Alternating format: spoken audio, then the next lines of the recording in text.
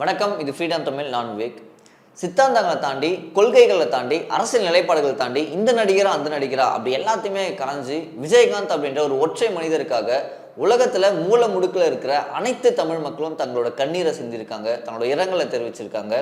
சமீபத்தில் எந்த news open பண்ணாலும், எந்த ஒரு சமூக வலைத்தள பக்கங்கள் போனாலுமே விஜயகாந்த் அவர்களோட புகைப்படமும் விஜயகாந்த் அவர்களை பற்றியான செய்திகள் மட்டும்தான் நம்மளால் பார்க்க முடியும். இந்த 2 நாட்களாகவே தொடர்ச்சியாக அது மட்டும்தான் இருக்குது. தமிழ்நாட்டில் இருக்கிற மூல முடுக்கில் இருக்கிற அனைத்து மக்களுமே, பல லட்சக்கணக்கான மக்கள் சென்னைக்கு அணி திரண்டு வந்து அவரை மக்கள் அந்த கடல் வெள்ளத்தில் வந்து தீவுத்திடல் வந்து தேமுதிக அலுவலகங்களுக்கு கொண்டு போய் இன்னைக்கு அவர் அங்கே அமைதியாக படுத்து வந்து உறங்கிட்டு இருக்காரு. ஸோ அதை பற்றி இந்த வீடியோவில் நம்ம ஃபுல்லாக பார்ப்போம்.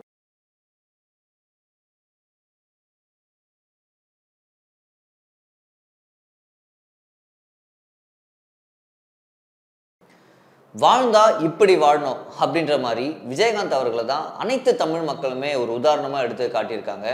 ஏன்னா எம்ஜிஆரோட மறைவுக்கு அடுத்து, அண்ணாவோட மறைவுக்கு அடுத்து இந்த அளவுக்கு ஒரு பெருந்திரளான மக்கள் வந்து ஒருத்தரோட இறப்புக்கு வராங்க. ஒருத்தரோட இறப்பை பார்த்தா அந்த அளவுக்கு வந்து பாதிக்கிறாங்க. ஒருத்தர் இறப்பு அந்த அளவுக்கு அவர்கள் மேலே தாக்கத்தை ஏற்படுத்தியிருக்கு அப்படின்னா அது விஜயகாந்த் அவர்கள் தான் நம்ம சொல்லலாம். ஏன்னா தமிழ்நாட்டோட பல்வேறு குக்கிராமங்கள் இருந்தாலுமே மக்கள் வந்து படப்படையாக அணியாக திரண்டு வந்து விஜயகாந்த் அவருக்கு வந்து இரங்கலை வந்து தெரிவிச்சுட்டு போயிருக்காங்க. அதாவது நம்ம பார்க்க போனால் கடைசி ஒரு 10 வருஷமாக சினிமாவில் எந்த ஒரு படமும் நடிக்கல.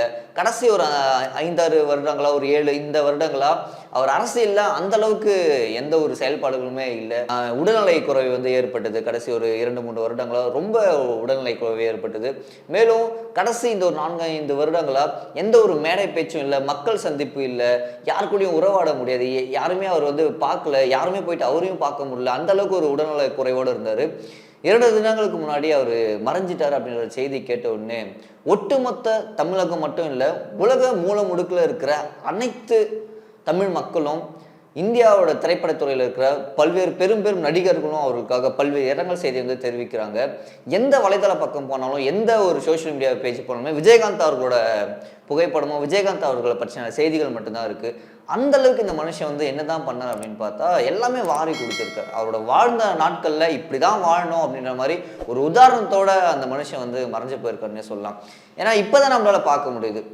இந்த 2 தினங்களில் எத்தனையோ பேட்டி பார்த்துருப்போம், எத்தனையோ மக்களை அந்த கருத்து கணிப்பு எல்லாமே பார்த்துருப்போம். ஒருத்தர் கூட, ஒரு நபர் கூட அவர் வந்து இந்த இடத்துல தப்பு செஞ்சார் அப்படின்ட்டு எந்த ஒரு தவறுமே சொல்ல கிடையாது. அது ரொம்ப ரொம்ப பெரிய விஷயம். ஆக்சுவலி சொல்ல எனக்கு இதெல்லாமே செஞ்சு கொடுத்த மனுஷன் இப்போ உயிரோடு இல்லை, எனக்கு இதெல்லாமே பண்ணி கொடுத்த மனுஷன் எனக்கு உயிரோடு இல்லை, என்னோட கல்யாணத்தை நடத்தி வச்சாரு, என்னோட வாழ்க்கையே அவர்கிட்ட தான் இருந்தது, எனக்கு வாழ்க்கை கொடுத்ததே அவரு தான், என்னோட மகளோட கல்யாணத்துலையுமே பண்ணி வச்சாங்க, அப்படி இப்படின்னு பல லட்சக்கணக்கான மக்களுக்கு பல்வேறு உதவிகளை வந்து செஞ்சுருக்காரு. மேலும் அவர் எம்எல்ஏ இருந்த காலகட்டமும் சரி, அவர் மக்களுக்கு ஆற்றிய தொண்டுகளும் சரி, சினிமா துறைக்குன்னு அவர் ஆற்றிய காலங்களும் சரி, அந்த நடிகர் சங்கத்தில் இருக்கும்போது, பொறுப்பில் இருந்தபோது அவர் மலேசியா, சிங்கப்பூர் போய் அதுலேருந்து வர பணத்தெல்லாமே ஈட்டி அந்த நடிகர் சங்கத்தோட கடனை அடைச்ச விஷயமா இருந்தாலும் சரி, பல்வேறு விஷயங்கள் வந்து எல்லாருமே சொல்லிட்டு இருக்காங்க, எனக்கு இதை செஞ்சார் அதை செஞ்சார் அப்படின்ட்டு. ஸோ ஆக மொத்தம் அவரோட வாழ்க்கை முழுக்க ஒரு நடிகராக இல்லாமல், அரசியல்வாதியாக இல்லாமல், அது எல்லாத்தையுமே கடந்து, அது எல்லாத்தையுமே அப்பாற்பட்டு ஒரு மனிதராக வந்து அந்த இடத்துல வந்து நின்று இருக்காரு. ஒரு மனிதராக வந்து அவர் ஜெயிஸ்டார்னே சொல்லலாம். ஏன்னா பொதுவாகவே சொல்லுவாங்க, ஒரு மனுஷன் எப்படி வாழ்கிறான் அப்படின்றது, ஒரு மனுஷன் நல்லவரா கெட்டவரா அப்படின்றது அவரோட இறப்பில் தான் தெரியும். ஏன்னா அந்த இறப்பில் எத்தனை நபர்கள் வந்து தூட்டுறாங்க, எத்தனை நபர்கள் வந்து போட்டுறாங்க அப்படின்னு நம்ம பார்க்கும்போது, எத்தனை நபர்கள் வந்து சந்திக்க வர்றாங்க, இரங்கல் தெரிவிக்க வர்றாங்க அப்படின்ட்டு பார்க்கும்போது, விஜயகாந்த் அப்படின்ற ஒரே ஒரு பெயருக்காக, ஒற்றை நபருக்காக ஒட்டுமொத்த தமிழகமும் அழுக்குறல் விடுது அப்படின்னா, ஸோ அவர் பண்ணியிருக்கிற விஷயங்களும், அவங்க பண்ணியிருக்க அந்த தர்மமும், அவர்கள் மக்கள் மீது கொண்டிருந்த அந்த அன்பும், அந்த பாசமும், அந்த நேசமும் தான் இன்றைக்கி அந்த மக்களை வந்து பல்வேறு மூல முடுக்கிலிருந்து சென்னையை நோக்கி திரும்பி அவரோட சமாதிக்கு வந்து வர வச்சிருக்கு.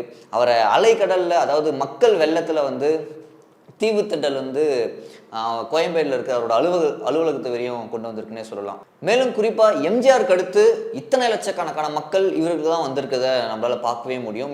மேலும் பிரேமலதா அவர்களுமே சொல்லியிருந்தாங்க, 15 லட்சம் நபர்கள் வந்து அவர்களுக்காக இரங்கல் தெரிவிச்சிருக்காங்க அப்படின்ட்டு. ஸோ 15 லட்சம் அப்படின்றது மிகப்பெரிய ஒரு மக்களோட எண்ணிக்கை. ஏன்னா நம்ம வந்து அண்ணாவோட இறப்பை நம்ம பார்த்ததில்லை, எம்ஜிஆரோட இறப்பை நம்ம பார்த்ததில்லை. அதன் பிறகு பல்வேறு முக்கிய நபர்கள் வந்து இறந்திருந்தாலுமே இந்த அளவுக்கான ஒரு தாக்கம் வந்து மக்கள் மத்தியில் இருந்தால் கேட்டால் இதை கம்பேர் பண்ணும்போது கட்டாயமாக இல்லைன்னு தான் நம்ம சொல்ல முடியும். ஏன்னா அண்ணா வந்து அப்போ பொறுப்பில் இருந்தார். அண்ணா வந்து அப்போ முதலமைச்சராக இருக்கும்போது இறந்தார். அண்ணாவோட ஆட்சி நடந்துட்டு இருந்தது. அதன் பின்னர் வந்து எம்ஜிஆர் அவர்களோட இது இருந்தது. அப்போ எம்ஜிஆரோட அரசியல் களமும் அப்போ எம்ஜிஆர் அவர்களோட அந்த திரைப்பட இதுவுமே புகழுமே உச்சிக்கு இருந்தது. ஆனால் கடந்த ஒரு 5, 6, 10 வருஷமா எந்த ஒரு புகழுமே இல்லாமல், எந்த ஒரு சினிமா துறை இல்லாமல், அரசியலில் வந்து ஆக்டிவாக செயல்படாமல் இந்த அளவுக்கு ஒரு மக்களோட பெரும் மதிப்பையும் பெரும் பேரையும் சம்பாதிச்சு வச்சிருக்காரு அப்படின்னா கட்டாயம் நம்ம விஜயகாந்த் அவர்கள் தான் சொல்ல முடியும். மேலும் குறிப்பாக அரசாங்கம் எடுத்திருக்க இந்த நிலைப்பாடு வந்து அரசாங்கம் இந்த இறப்பில் இவர்களோட மரணத்தில் எடுத்த செயல்பாடுகள் வந்து ரொம்ப ரொம்ப பாராட்டுக்குரியதுனே நம்ம எல்லாராலுமே பேசப்படுது. ஏன்னா இப்போது ஆட்சியில் இருக்குது டிஎம்கே, ரூலிங் பார்ட்டி வந்து டிஎம்கே. இதுக்கு முன்னாடி டிஎம்கேக்கும் தேமுதிகக்கும் பல்வேறு கருத்து முரண்பாடுகள் இருந்தாலும், பல்வேறு சண்டை சச்சரவுகள் இருந்தாலும், அரசியல் கட்சி, அரசியல் நிலைப்பாடு, அரசியல் கொள்கை எல்லாத்தையுமே தாண்டி முதலமைச்சர் அவர்கள் தன்னோட நண்பர் அப்படின்ற ஒரு இடத்துக்கு வந்து அனைத்து வகையான இதுவுமே செஞ்சு கொடுத்துருக்காரு. 72 குண்டுகள் முழங்க விஜயகாந்த் அவரோட உடல் வந்து அந்த இடத்துல வந்து கம்பீரமாக வந்து அடக்கம் செய்யப்பட்டிருக்கு. மேலும் மக்கள் அத்தனை பேர் வராங்க அப்படின்னு தெரிஞ்சு தீவுத்திடலில் வந்து ஒரு பாதுகாப்பான அத்தனை காவல்துறை இருக்காங்க, அத்தனை காவல்துறை அதிகாரிகள் இருக்காங்க, போலீஸ் இருக்காங்க, அத்தனை பேரோட ஒரு பாதுகாப்போட அவரோட உடலை வந்து மக்களுக்கு வந்து எல்லாருமே காட்சிப்படுத்தியிருக்காங்க. கடைசியான அந்த இடங்களுக்கு வந்து மக்களை வந்து சரியான வழியில் வந்து போக வச்சிருக்காங்க. எந்த ஒரு சண்டை சச்சரவும் இல்லாமல், எந்த ஒரு அசம்பாவிதங்களும் நிகழாமல் குறிப்பாக இந்த அரசாங்கம் வந்து இந்த கார்பரேஷன், சென்னை கார்பரேஷன் வந்து பார்த்துருக்காங்கன்னு சொல்லலாம். மேலும் அந்த தீவுத்திடலில் ஏற்பாடு செய்யப்பட்ட மேலும் அந்த பூக்கான செலவு எல்லாத்தையுமே சென்னை மாநகராட்சி தான் எடுத்து பண்ணியிருக்கிறதாமே சொல்லப்படுது.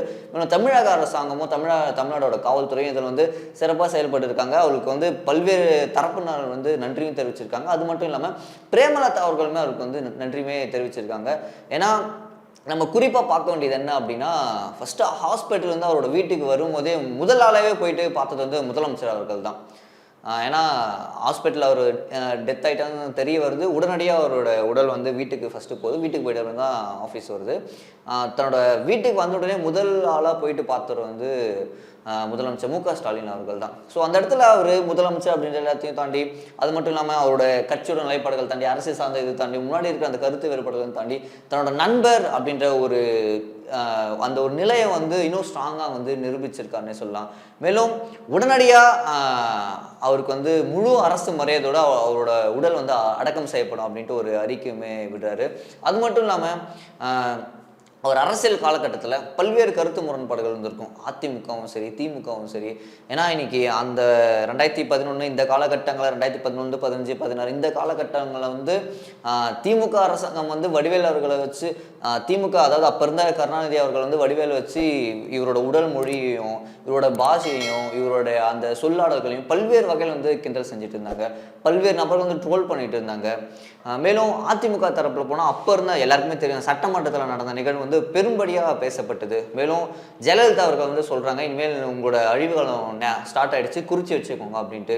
ஸோ இந்த அளவுக்கு அப்போது அவர் அரசியல் இருந்தப்போ இந்த அளவுக்கு அந்த எதிர்கட்சிகளோட சொற்கள் எல்லாமே தாண்டி, அந்த எதிர்கட்சிகளோட இத்தகைய தாக்கத்தை எல்லாமே தாண்டி இன்னைக்கு அனைத்து கட்சியினரும், ஏடிஎம்கே சரி, டிஎம்கே சரி, மக்கள் நல கூட்டணி இந்த திருமாவளவன் அவர்களும் சரி, விசிகாவும் சரி, கம்யூனிஸ்ட் பார்ட்டிகளும் சரி, ஏன் பிஜேபி உட்பட அவருடைய இறுதி சடங்குக்கு வந்து அங்கே வந்து நிற்கிறாங்க அப்படின்னா அவரோட அரசியல் நிலைப்பாடு எல்லாத்தையும் தாண்டி ஒரு நல்ல மனுஷனாக வாழ்ந்துட்டு போயிருக்காரு அப்படின்றத ஒரு மிகச்சிறந்த உதாரணத்தை வந்து அந்த இடத்துல வந்து காட்டுதுன்னே சொல்லலாம். ஏன்னா அண்ணாமலை அவர்களிருந்து, சிஎம் அவர்களிருந்து, கம்யூனிஸ்ட் கட்சியிலிருந்து, விசிகாலேருந்து, தமிழ்நாட்டில் இருக்கிற மொத்த அரசியல் தலைவர்களுமே போயிட்டு அவரோட இறுதி சடங்கு வரைக்கும் அவங்க வந்து நிற்கிறாங்க. மேலும் யாரோ எல்லாமே பெரிய பெரிய ஆக்டர்ஸ், ரஜினி அவர்களுமே ஷூட்டிங்கை விட்டு இங்கே வந்து உடனடியாக ஓடி வராங்க அஞ்சலி செலுத்துறதுக்காக. எல்லா திரைத்துறையில் இருக்கிற மிகப்பெரிய பிரபலங்கள் எல்லாமே ஓடி ஓடி வந்து இவருக்கு வந்து புகழஞ்சலி செலுத்துறாங்க. எங்கேருந்தோ வந்து செலுத்துறாங்க. அவரோட இறுதி சடங்குல வந்து பங்கேற்கிறாங்க, கண்ணீர் விட்டு அழுறாங்க, கதறாங்க அப்படின்னு. இதெல்லாமே நம்ம பார்க்கும்போது இவர் வந்து அப்பப்போ அந்தந்த துறையில் அவரால் என்னென்ன பண்ண முடியுமோ அனைத்துமே மக்களுக்காக பண்ணியிருக்காங்க, அனைத்துமே அந்த துறைக்காக பண்ணியிருக்காங்க, அனைத்துமே அங்கே வாழ்கிற அவரோட கூட இருக்கிற மனுஷங்களை அந்த அளவுக்கு அவர் வந்து வளர்த்து விட்டுருக்காரு அப்படின்றத வந்து இதிலிருந்து நம்மளால் வந்து எல்லாமே பார்க்க முடியும்னே நம்ம நம்பலாம். ஏன்னா அந்த அளவுக்கு இந்த மனுஷன் வந்து வாழ்ந்து அனைவருக்குமே எடுத்து கொடுத்துருக்காரு. ஏன்னா ஒருத்தர் 2 பேர் சொன்னாலும் பரவாயில்ல, அவர்கள் கூட இருந்த, அவர்கள் சுற்றி இருந்த அந்த நபர்களும், அந்த சினிமா ஆக்டர்ஸ்களும் சரி, நடிகர்களும் சரி, அரசியல் சார்பாக இருந்தாலும் சரி, மக்களும் சரி, அனைவருமே சொல்றாங்க. எந்த ஊடகங்களால எந்த ஊடகங்களினால அவர் வந்து பாதிக்கப்பட்டவரோ அவரை ட்ரோல் பண்ணி அவரோட கிளிப்பிங்ஸ் எல்லாம் எடுத்து கட் பண்ணி போட்டு அவரோட உடல் பாகை வந்து ஒரு டெம்ப்ளேட்டாக மாற்றி அவரை கலாச்சி எந்த அளவுக்கு ஊடகங்கள் அவர் திருப்பி திருப்பி போட்டு காமிச்சு அவர் வந்து போதையில் இருக்கார், இந்த மாதிரி இருக்கார், அப்படி பேசுறாரு, இந்த மாதிரிலாம் எந்த அளவுக்கு ட்ரோல் பண்ணாங்களோ அதே ஊடகங்கள் வந்து இன்னைக்கு 1 மணி நேரம்ல 2 மணி நேரம்ல தொடர்ந்து ஒரு 48 மணி நேரம் வந்து அவருக்காக லைவ் போறாங்க, அவரோட இறப்பு செய்தியை வந்து கவர் பண்றாங்க. அதே ஊடகங்கள்ல அவர் செஞ்ச பல்வேறு நல்ல விஷயங்கள் வந்து எடுத்து சொல்றாங்க. அந்த மக்கள்கிட்ட இருந்து செய்திகளை வாங்கி செய்திகளை சேகரித்து அதே ஊடகங்கள்ல தொடர்ந்து ஒரு 48 மணி நேரம் 2 நாட்களா அவர், அதாவது அவர் டெத்து ஆயிட்டார் அப்படின்னு தெரிஞ்சதுலேருந்து அதன் பின்னாடி அவர் வந்து அங்கே வந்து அடக்கம் செய்யப்பட்டார் அப்படின்றது தொடர்ந்து ஒரு 48 மணி நேரம் வந்து அவரை நோக்கியே வந்து அந்த லைவ் எல்லாமே போயிட்டு இருக்கு. அத்தகைய ஊடகங்களாக இருந்தாலும் சரி. மேலும் அப்போ அவர் அரசியல் காலங்களில் இருந்த அந்த காலகட்டத்தில் யாரெல்லாம் அவருக்கு அகேன்ஸ்டாக இருந்தாங்களோ, யாரெல்லாம் அவர் வந்து ரொம்ப முரண்பட்டாங்களோ, மேலும் அவர் கட்சி ஆஃபீஸில் இருக்கிற அப்போ அவர் முதல்ல கட்டின மண்டபம் சுமார் ஒரு 2 ஏக்கர் வந்து அவருக்கு அங்கே வந்து இடம் இருந்தது. அப்போ இருந்த திமுக அரசாங்கம் வந்து அந்த பிரிட்ஜு வருது அப்படின்ட்டு அந்த மண்டபத்தில் எல்லாமே இடித்தாங்க. இன்னைக்கு அதே இடத்துல அதே பிரிட்ஜ் மேலே அந்த மக்கள் வந்து அவருக்காக பல லட்சக்கணக்கான மக்கள் வந்து அவங்க வந்து குவிறாங்க. அவரோட இறப்ப செய்தி கேட்டு என்ன மனுஷன் இப்படியெல்லாம் வாழ்ந்திருக்காரு அப்படின்ட்டு பல்வேறு போற்றுதலுக்குரிய பல்வேறு நபர்கள் வந்து அவரை வந்து போற்றி புகழ்றாங்க. இதுதான் விஜயகாந்த் அவர்கள் செஞ்ச இந்த அளவுக்கு ஒரு இம்பேக்ட் ஆகுது அப்படின்னா அவர்கள் செஞ்ச செயல்கள் அந்த மாதிரி மக்கள் மத்தியில் போய் சேர்ந்திருக்க ஒரு நல்ல மனுஷனாக வாழ்ந்திருக்கு அப்படின்றத மிகச்சிறந்த உதாரணம் இவர் தான். கட்டாயமாக தமிழக மக்களும் சரி, சினிமா துறையும் சரி, அரசியல் துறையிலையும் சரி, மக்களுக்காக செஞ்ச செயல்பாடுகளும் தன்னை சுற்றி இருக்கிற அனைத்து நபர்களுக்கும் செஞ்ச இத்தகைய அனைத்து தர்மங்களும் அனைத்து நல்ல விஷயங்களும் தான் இன்னைக்கு இவரோட இறப்புக்கு அனைவருமே கண்ணீர் சிந்தி கதற காரணமாக இருந்திருக்கு.